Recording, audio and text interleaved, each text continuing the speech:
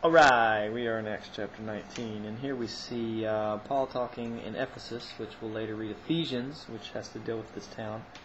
But Paul was talking with the people of Ephesus, and really they had some of the people there, about 12 people there, had received John's baptism, but they had not yet heard the message of Jesus, which is kind of astounding to think about, because that was one of John's main messages. Even though he hadn't met Jesus yet, he said, "There's one coming after me."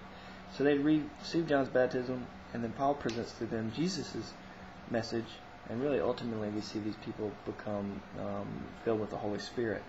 The other kind of wild thing that happens here, it's a little history lesson I guess that we can learn about, is this riot because of what Paul was preaching and because of the way as they were calling Christianity at that point.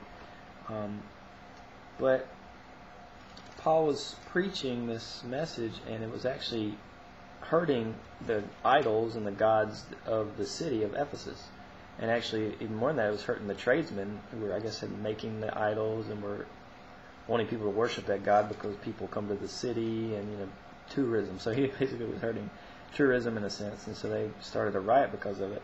And then what's really neat, and we've seen this several times, a wise man gets up and speaks who isn't really a Christian, but is somebody who is wise within their own culture, and basically points out that if you believe this, there's no need to riot. It should be able to sustain itself. So that's the interesting thing we see coming out of this chapter.